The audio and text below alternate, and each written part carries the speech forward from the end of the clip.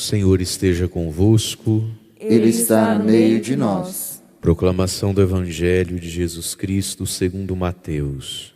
Glória a vós, Senhor. Naquele tempo, quando Jesus chegou à outra margem do lago, na região dos Gadarenos, vieram ao seu encontro 2 homens, possuídos pelo demônio, saindo dos túmulos. Eram tão violentos que ninguém podia passar por aquele caminho. Eles então gritaram: "O que tens a ver conosco, Filho de Deus? Tu vieste aqui para nos atormentar antes do tempo?" Ora, a certa distância deles estava pastando uma grande manada de porcos. Os demônios suplicavam-lhe: "Se nos expulsas, manda-nos para a manada de porcos." Jesus disse: "Ide." Os demônios saíram e foram para os porcos, e logo toda a manada atirou-se monte abaixo para dentro do mar, afogando-se nas águas. Os homens que guardavam os porcos fugiram, e indo até a cidade contaram tudo, inclusive o caso dos possuídos pelo demônio. Então a cidade toda saiu ao encontro de Jesus. Quando o viram, pediram-lhe que se retirasse da região deles. Palavra da salvação. Glória a vós, Senhor.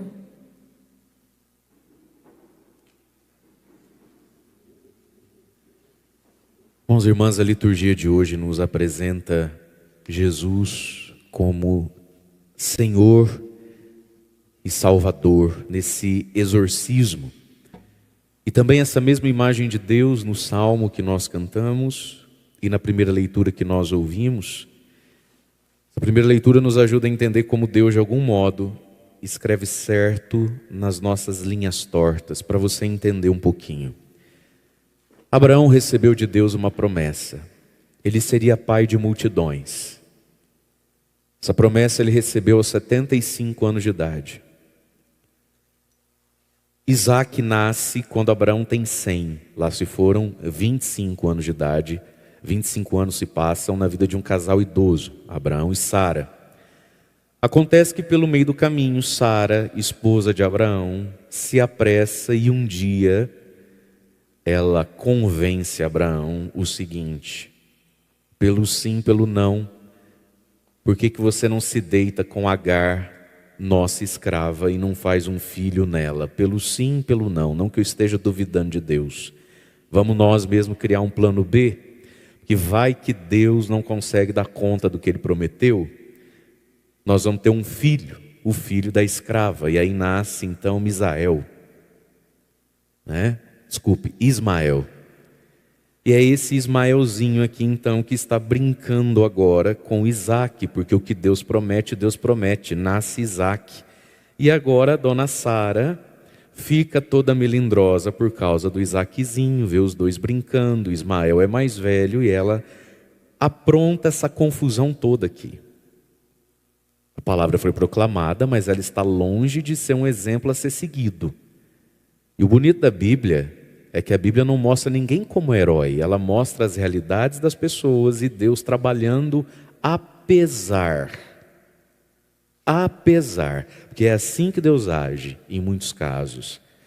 Deus age porque encontrou graça, como em Maria, e Deus age apesar da desgraça do ser humano e dos nossos equívocos. Então olha só a cena, diante de tal situação, onde ela manda expulsar o menino junto com sua mãe de casa. Diz lá que Abraão fica muito desgostoso com isso, porque o menino é filho dele, Ismael é filho dele. E Deus então vai resolvendo as linhas tortas, não desentortando linhas, mas escrevendo em linhas tortas. Então, meus irmãos, que Deus escreve certo em linhas tortas, isso é desde sempre. Um dia nós vamos ser julgados pela linha que a gente entortou e podia ter ficado reta. A gente sempre vai encontrar a misericórdia de Deus de algum modo. Deus é sempre misericordioso para nos salvar. Mas muitas linhas tortas poderiam ser retas. A gente precisa ter esse juízo sobre nós mesmos, Porque às vezes a gente escuta tanto isso, e é uma verdade. Mas Deus escreve certo em linhas tortas. Mas por que você está entortando a sua linha? E quem deu o direito de entortar a linha do outro? Dona Sara, não foi a senhora que quis, não foi a senhora que bolou o plano genial? Vai que Deus não dá conta de cumprir com o que promete, a gente faz um filho por fora, eram os costumes da época, pega uma escrava, faz um menino nela. A ideia foi sua. E agora ela não dá conta da ideia que teve. Porque agora ela está enciumada e dolorida pelo Isaquezinho dela. E ela arruma essa bagunça. Deus vai dizer então a Abraão: não te aflijas por causa dele. Atende o que ela está te pedindo. É por Isaque de fato que virá a tua descendência. Porque Isaque é o filho da promessa. Isaque é o filho milagroso, né? Mas do filho da escrava eu farei também um grande povo. Os ismaelitas, né? Que se considera que talvez sejam hoje o povo, os árabes e coisas assim. Muito bem. E aí você viu a leitura. Abraão então dá um pedacinho de pão, um pouquinho de água, dá a Agar, põe no ombro dela e despede os dois, expulsa os dois de casa. Meu Deus do céu, que pecado, né? Ela vai embora, vai vagueando pelo deserto, ela está em Bersabeia. Que cena terrível. Acaba a água do odre, né? Acabou a água do odre. Então ela coloca o menino debaixo de um arbusto, se distancia aqui, diz as contas da época, a distância de um tiro de arco, porque ela não quer ver o filho morrer, ela não vai dar conta de não chorar, desesperada, então ela se distancia do filho, né? Pois dizia consigo: não quero ver o meu filho morrer. E assim ficou lá de longe, de frente com o menino, gritando e chorando. Deus ouviu o grito do menino também, e manda um anjo a Agar dizendo: Agar, não tenhas medo, Deus ouviu a voz do menino, do lugar lá onde ele está, que você nem está ouvindo ele. Levanta-te, toma o menino, segura bem ele pela mão, eu farei dele também um grande povo. Deus abriu-lhe os olhos e ela viu um poço de água. Foi então encher o odre, deu de beber ao menino, e Deus estava com o menino, cresceu, habitou no deserto, tornando-se um jovem arqueiro. Olha só, linhas tortas, Deus tentando escrever certo. Irmãos e irmãs, apesar de nós, e apesar do que talvez fizeram conosco, às vezes na vida, por causa dos mais poderosos e por causa do pecado alheio, a gente vira uma Agar. Parece que a nossa vida e a nossa história, quem está escrevendo nela não é Deus nem eu. Parece que o que a gente vive é o que os outros querem que a gente viva. Apesar disso tudo, apesar do pecado do outro, Deus escreve certo nas linhas tortas. Quando a gente vive o Salmo, este infeliz gritou a Deus, foi ouvido. Então, para todo aquele que se sente um infeliz, que se sente uma Agar expulsa de casa, usada pela toda-poderosa Sara, para todo aquele que se sente como Ismael, rejeitado, abandonado pelo próprio pai, preterido pelo Isaque que chegou, o salmo de hoje: este infeliz gritou a Deus e foi ouvido. Agora, irmãos e irmãs, gritar a quem? A Deus, e esperar de Deus. A mágoa, o ressentimento, é uma porta aberta, é um portal gigantesco aberto e escancarado para o diabo. O evangelho de hoje vai falar de dois possessos, né? Dois homens possuídos pelo maligno. E uma das aberturas que a gente dá para ser possuído pelo maligno é o ódio, é a mágoa, é a revolta com o outro, com a vida, com Deus. As pessoas ficam possessas de dor, né? E de tanta dor, o que era doído ficou doido, fica possuído pelo demônio. Então o Salmo nos ensina a gritar a Deus, porque o anjo do Senhor vem acampar ao redor daquele que teme a Deus e grita a Deus. Às vezes a gente passa uma vida gritando ao mundo aos quatro ventos, né? Gritando para nós mesmos, gritando para o pecado como se o pecado fosse remédio, como se o prazer resolvesse a nossa vida e coisas assim. Então diz lá, o anjo do Senhor vem acampar ao redor dos que o temem. E aí o salmo de hoje também, que é o Salmo 33, narra também essa mudança de sorte. Respeite o Senhor, respeitai o Senhor Deus, porque nada faltará aos que o temem. Veja, meu irmão, ó a promessa da palavra: respeitai, respeite o Senhor, Porque nada faltará, Salmo 33, versículo 10, porque nada faltará aos que o temem, como não faltou para Agar e para Ismael um pedaço de pão e um odre com água. Agora nós precisamos entender uma coisa aqui, preste muita atenção nisso aqui. Quando a palavra de Deus diz que nada faltará ao que respeita ao Senhor, a gente precisa entender que não é porque nada me faltará, que não me faltará o processo, as etapas da vida. Não faltou nada ao jovem Ismael quando ele só tinha um copo d'água e um pedaço de pão. Não faltou nada quando ele se transformou num jovem arqueiro, começou a ficar rico e grande nação. Então, nada me faltará, mas também não me faltará o processo da vida. E a gente precisa entender isso.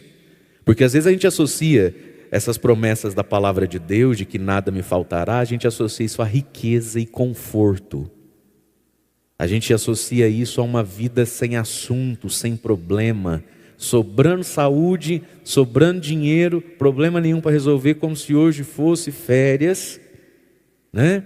A gente escuta um versículo desse, num frio desse que está. Quantos graus será que está agora? Porque minha mão aqui parece que vai quebrar de frio. 1 grau, 2 graus? Pois o povo diz que no inferno tem fogo. Depende do ponto de vista. Aí você já imagina, nossa, se assim fosse mesmo, padre. Porque quando você entende errado as promessas de Deus, quando você não interpreta as coisas, você fica frustrado com Deus e com a vida. Você fala, se assim fosse mesmo, aqui não era Alto Piquiri agora era Gramado, Canela, né? Chocolate quente, neve, pontos turísticos. Não, filho, piquirizão mesmo, brabo. Nada nos faltará no processo, e também o processo não nos faltará. E aí o Salmo, o rei Davi vai narrando para nós, versículo 11 do Salmo 33. Os ricos, quantos, hein? Foram empobrecendo. Até passando fome tem uns. Mas aos que buscam o Senhor nada falta. Não disse que aos que buscam ao Senhor fica rico. O Salmo não disse o rico fica pobre, o pobre fica rico. Diz o rico fica pobre, o pobre. Para o pobre nada falta. Essa é a promessa do Senhor para nós. Por isso, o Salmo nos convida, meus filhos, versículo 12, vinde agora, não amanhã, venha agora e escutai-me. Vou ensinar-vos o temor do Senhor Deus. O temor do Senhor. O temor que faltou a Sara ao inventar e fazer Abraão fazer um filho, inventar um plano B quando Deus ia cumprir com o plano A. O temor que talvez faltou aos 2 homens do evangelho de hoje possessos, ficaram possuídos de graça. Meus irmãos, quando nos falta o temor de Deus, isso é um dom do Espírito Santo, são 7 os dons do Espírito Santo, e o central deles é o dom do temor. Vou ensinar-vos o temor do Senhor Deus, o respeito a Deus e o medo do julgamento de Deus. A gente precisa entender bem o que é o temor de Deus. Temor de Deus é: eu tenho medo de ferir o coração de Deus. Hoje é o último dia do mês de junho, mês do Sagrado Coração de Jesus. O Sagrado Coração de Jesus ferido e que precisa ser reparado. Então eu tenho medo de machucar Deus, porque Deus não merece que eu o machuque, Ele me deu tudo. É um medo de fazer mal a quem muito me ama. Mas também é um medo de quem muito me ama, porque quem muito me ama é Deus e é juiz. Meu filho, eu vou te ensinar o temor do Senhor. Eu quero te dar 2 coisas. Primeiro, que você tenha medo de fazer mal para um Deus que só te fez bem.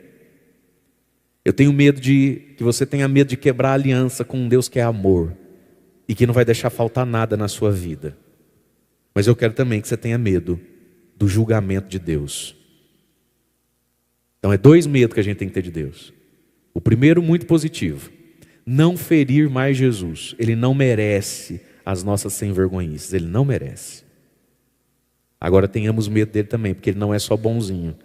Ele é juiz e Senhor da história dos vivos e dos mortos, sentado à direita de Deus Pai. A gente reza no creio, virá para julgar. Por quê?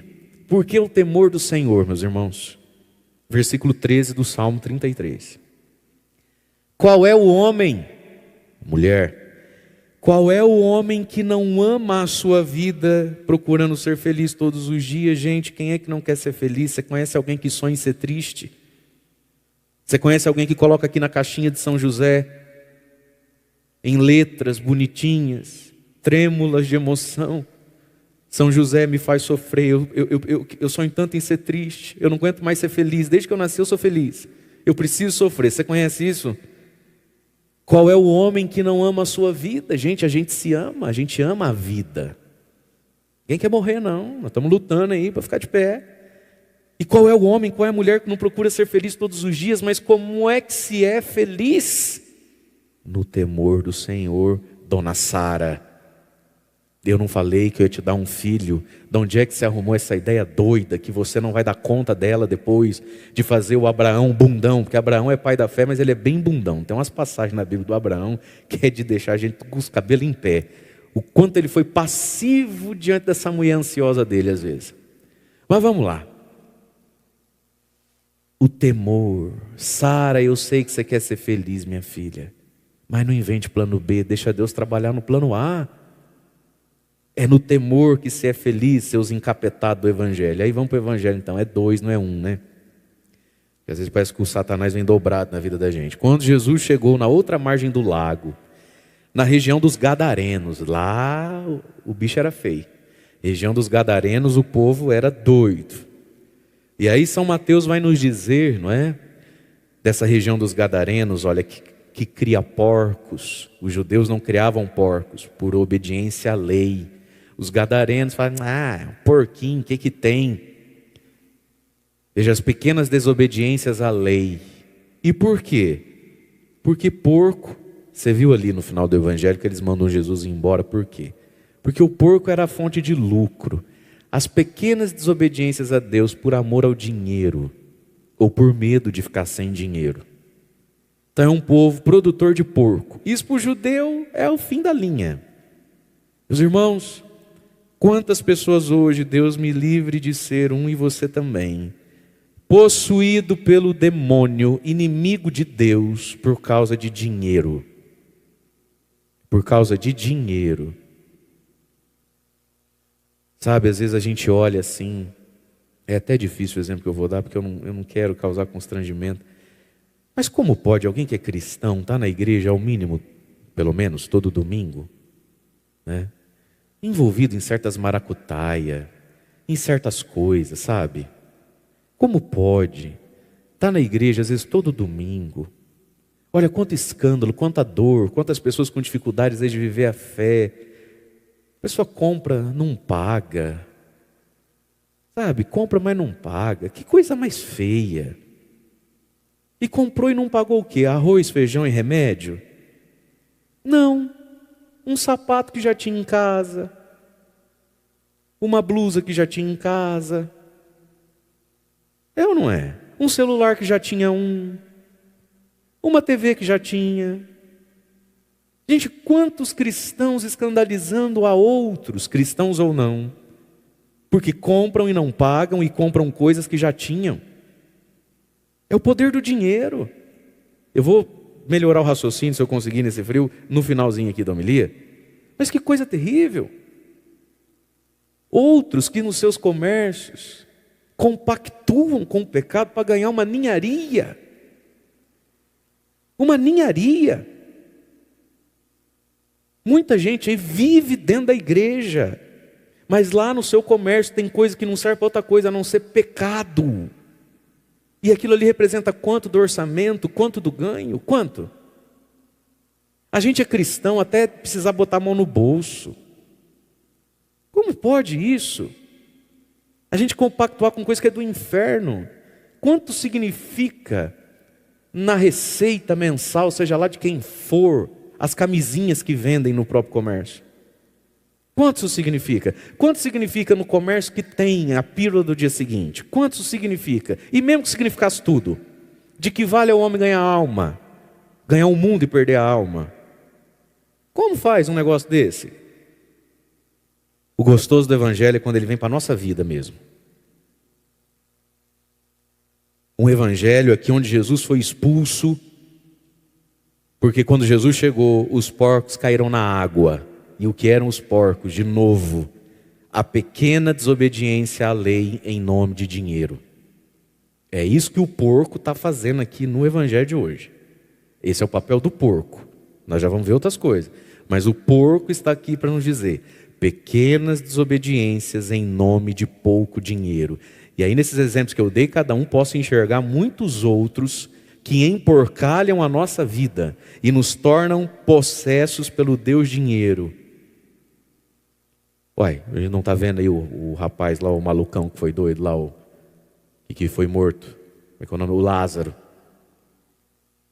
Cavuca, cavuca, cavuca. Parece, não está certo, mas parece. Porque qualquer um mais vivido um pouco já estava achando estranho aquilo. Mas esse rapaz vive do quê? Faz isso por quê? Ele entra, ele sai. Como é que é isso, né? É cavuca, cavuca, cavuca. Tem um possesso pelo dinheiro. O povo com medo do Lázaro. Né? Gente, é um louco.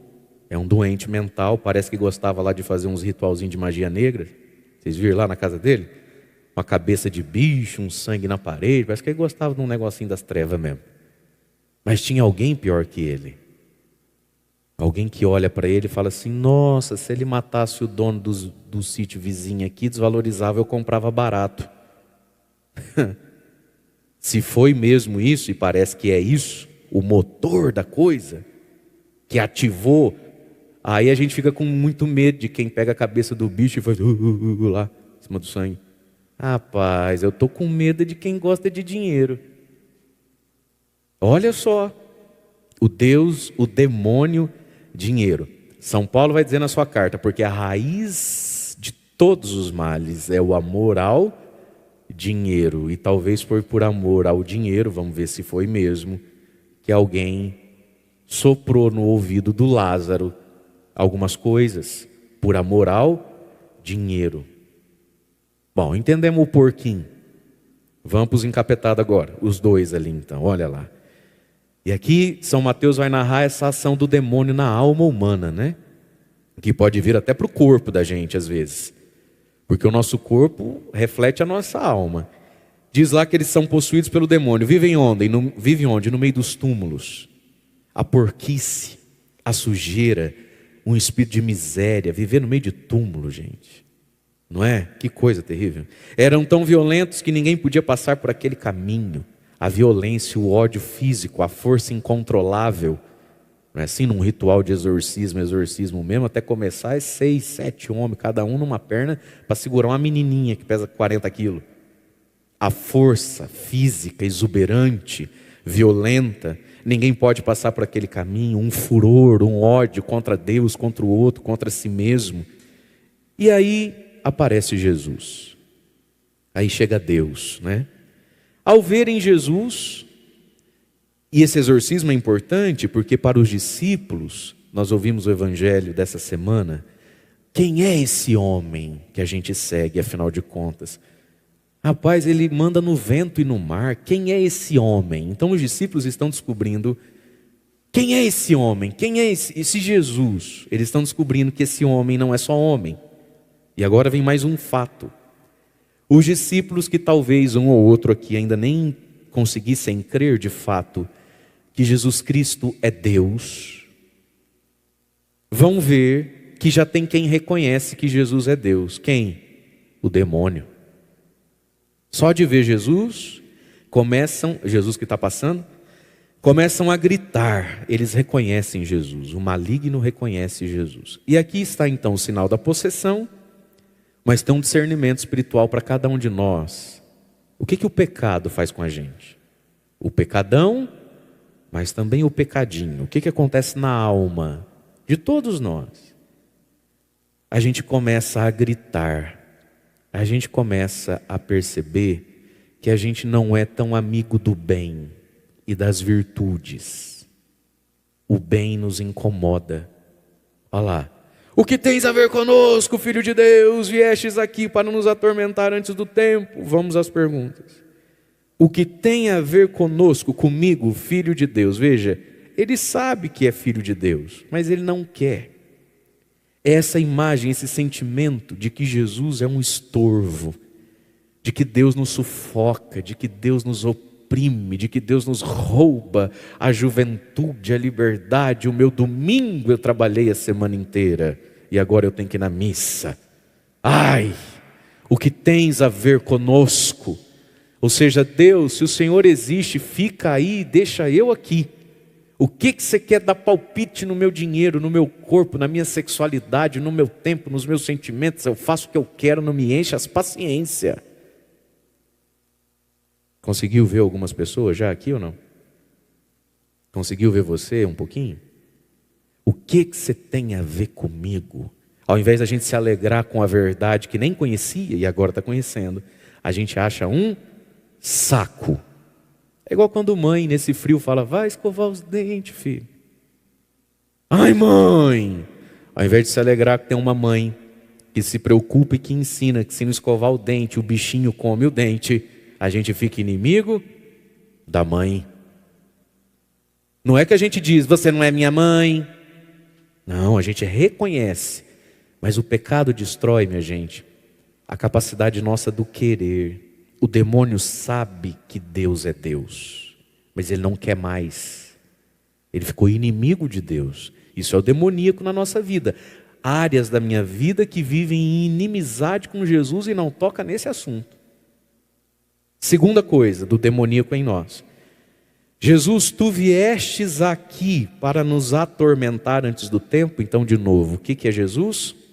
Um tormento. Ele não é o bom pastor. Ele é um tormento, ele é um saco, ele é um estorvo. E aqui tem algo, viestes aqui nos atormentar. Eu até entendo, Jesus, que o Senhor quer me tirar disso aqui. Mas vieste nos atormentar antes do tempo. Irmãos e irmãs, para quem vive no pecado, nunca é tempo. Para quem vive no pecado, nunca é kairós, dia da graça, antes do tempo. Mas a pergunta que fica é, para o endemoniado então, vamos entrevistar ele. Igual nas igrejas de esquina. Filho, quando é que é tempo então? Não, vamos imaginar Jesus aqui voltando. Não, então tá bom, desculpa, não avisei, né, que eu vinha. Tá bom. Rapaz, em filme de exorcista, gato é... Ei, melhor nem pensar nessas coisas, não é? Vai lá, mano. Eu, hein? Vocês não rezam, hein? Acontece. Gente, presta atenção nisso aqui, com o padre. Vamos imaginar então que Jesus diz assim, querido, desculpa, estou atrapalhando aí que você está assistindo o seu jogo, desculpa. Ei, bobeira minha. Não era a hora de eu vir. Que hora que eu venho então? Que hora que eu posso voltar para a gente terminar esse assunto? Meu filho, para quem está no pecado, nunca é hora. Isso aqui, a gente precisa entender essa dinâmica espiritual, a dinâmica da última vez. Não, é só mais uma vez, não é só mais uma vez, nunca vai ser a última vez. Exemplo, a história de Santo Expedito. Acho que todo mundo já viu a imagem de Santo Expedito, soldado romano, uma cruz na mão escrita Hodie, H-O-D-I-E. Isso em latim significa hoje. Hoje no sentido do agora. E debaixo do pé dele tem um corvo, esmagado assim com os olhos bugaiando, que ele pisou bem na goela do corvo. E da boquinha do corvo tem um papelzinho escrito cras, que significa depois, amanhã. É da onde vem a palavra procrastinar, deixar para depois. Então o corvo dizendo depois, daqui a pouco, depois. E na mão dele a cruz dizendo hoje. Por quê? Qual é a história de Santo Expedito? Santo Expedito era um soldado romano, pagão, que foi conhecendo os cristãos, foi se encantando com Jesus e ele queria então se tornar cristão, ser batizado. Mas ele vivia uns pecadinhos lá, ele beliscava umas coisinhas lá. E ele sabia também que se ele se convertesse, soldado romano, século III por ali, né? Possivelmente ele ia virar Marte, na boca dos leões. Ele queria muito ser cristão e toda vez que ele ia se encaminhar lá para o bispo lá, né? Para pedir para ser cristão, começar a catequese de adulto e se batizar na Páscoa, correndo o risco nesse meio de caminho já de morrer, sempre que ele estava para chegar, passava um corvo. E ele interpretava o barulho que o corvo fazia, só ele interpretava assim, como o crás. Amanhã. E aí Expedito, quer saber? Amanhã. Hoje eu vou tomar um golinho ali, última vez. Só agora, porque daí quarta-feira começa a quaresma. Eu vou tomar hoje porque hoje é terça, amanhã é quarta-feira de cinza, amanhã. Até que um dia então ele foi vendo que Jesus, para quem está em pecado, sempre vem na hora errada, sempre vem antes do tempo. E um dia então, quando ele está para entrar, o corvo quer sentar na orelha dele e fica... Ele pega o corvo, joga no chão, pisa e diz: crás não, hoje. E entra lá para pedir o sacramento, e começar a sua caminhada cristã. Veja, de novo, o demoníaco em nós, na nossa alma, isso existe porque a gente é filho de Adão e Eva, isso existe porque a gente reforça isso ao longo da nossa vida. Por isso a gente precisa da penitência, porque quando você se confessa, você está perdoado, mas mesmo perdoado, você continua apegado. E eu também. Na confissão a gente é absolvido, mas mesmo absolvido eu continuo apegado, não fico sem, sofro tanto de não ter. Então olha lá, o demoníaco em nós, primeiro, reconhece mas não quer, reconhece mas vê Deus como inimigo, como um sofrimento, e não é hoje. Vieste nos atormentar antes do tempo, só mais uma vez, Jesus. E a gente precisa entender isso, meus irmãos.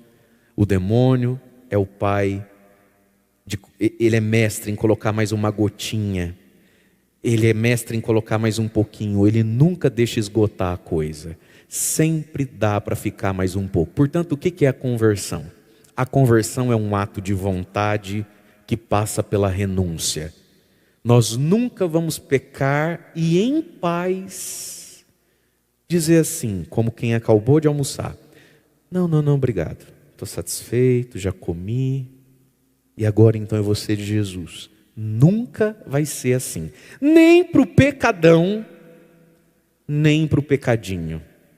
É sempre um ato de vontade que passa pela renúncia, porque essa pergunta, minha gente, não tem resposta. Jesus, você veio atrapalhar minha juventude, o meu namorido, você veio atrapalhar minhas falcatruazinhas antes do tempo, mas quando é que é tempo? Nunca é tempo, porque o tempo é agora, é hoje. É hoje, num ato de vontade e de renúncia, que eu começo a buscar pequenas virtudes que eu não tenho: paciência, bondade, caridade, resiliência, fortaleza. É hoje, num ato de vontade e de renúncia, que eu começo a renunciar a grandes pecados, ou pecadinhos que a gente vai ficando amigo e que nos fazem ficar inimigos de Deus. E aí então tem os porcos, que a gente já entendeu. E tem toda uma simbologia que então o demônio que pede para ir para os porcos, as pequenas ilegalidades, sobretudo em nome do dinheiro. Os dois ficam curados, ficam libertos, e com certeza esses dois eram famosíssimos. Eles eram quase que dono do cemitério. Todo mundo sabia quem eram os dois. E aí então aquela comunidade precisa agora fazer uma escolha. Os nossos dois amigos ou conhecidos, encapetado, que quebra tudo no cemitério, lá em Marcos diz que quando amarravam eles com correntes, eles conseguiam sozinhos quebrar a corrente. Estão curados, que coisa linda. Estão libertos, que maravilha. Parece gente, que coisa maravilhosa. E o que eles escolhem? Então a cidade toda dos Gadarenos saiu ao encontro de Jesus, e quando o viram, pediram a Jesus o quê? O senhor está com pressa? Não podia ir lá em casa? Porque eu tenho um filho encapetado também. O senhor está com pressa? O senhor não fica aqui para a gente trazer os nossos doentes, para você fazer uma oração? Vai que o senhor cura os nossos aleijados, os nossos cegos e os nossos surdos, e os nossos leprosos. O senhor está com pressa? Não quer ficar lá em casa para amanhã o senhor fazer uma pregação com mais tempo? Para o senhor converter as nossas Madalenas, as nossas mulheres sem juízo? O que eles pedem? E pediram que Jesus fosse embora da cidade deles. Por quê? Por causa dos porcos. Por causa do dinheiro. Porque tem hora, meu irmão, que o bem na vida do outro passa pelo nosso bolso. 2 homens lunáticos, malucos, possessos, foram curados, e essa cura teve um preço. Alguns porcos não vão ser mais vendidos, nem à vista nem a prazo. No meu bolso não. No meu bolso não. Eu acho tudo lindo e maravilhoso, mas no meu bolso não. Que Deus seja Deus, salve e cure todo mundo, mas com o meu bolso não. Meu bolso, meu dinheiro. Jesus, vai embora. E de algum modo, trazendo ainda para esse mundo doido que a gente está, que coloca o velho no asilo, aborta os filhos, não quer ter mais filho, mas leva cachorro para passear. É ou não é? Os velhos nós põe no asilo, os filhos não precisa ter, aí vai dar volta com o cachorro. Bem entendido o que o Pá está falando, ninguém precisa ficar dodói, nem mimimi, nem fazer post de nada. Ninguém é jumento para não entender o que eu estou falando. E como é que dá para se relacionar, inclusive, com muita alegria, com os cachorros. E com os bichinhos, tudo. Mas, gente, esse demônio que faz o outro não valer nada, a ponto de um bicho valer mais. É ou não é verdade? A ponto de um bichinho valer mais. Aqui. Entre os possíveis ex-endemoniados e os leitãozinhos, o ser humano muitas vezes está perdendo para o animal. Perdendo para os bichos mesmo. Né? E tudo isso por causa de um grande demônio que vem pela falta de temor a Deus. Porque tivessem temor, não tinham mandado Jesus embora. É o temor, o princípio da sabedoria, é o temor, o caminho da felicidade. Mas hoje, irmãos e irmãs, a grande notícia, o evangelho é boa notícia. A grande notícia é Cristo, é Jesus passando. E ainda que a gente esteja na pele de Agar, de Ismael, ainda que a gente se sinta atormentado assim, em túmulos, em violências, ainda que a nossa vida tenha ido em algumas áreas tão longe da verdade, da beleza e da bondade, este infeliz gritou a Deus e foi ouvido. E deixemos Jesus nos atormentar um pouquinho. Por que não? Deixemos Jesus nos atormentar. E entendamos isso. A virtude custa, o bem dói, machuca em nós muitas vezes. E é hoje, não é amanhã. Não é antes do tempo que a verdade veio nos atormentar. É agora mesmo. Triste de quem deixa para depois. Por quê? Porque depois ele vai escrever certo, mas essa linha podia estar mais reta. Desde que seja agora. Agora. Então qual é o dia de procurar o sacramento e se confessar, se afastar de pessoas, mudar hábitos? É um ato de vontade que passa pela renúncia agora. Vamos ficar em pé?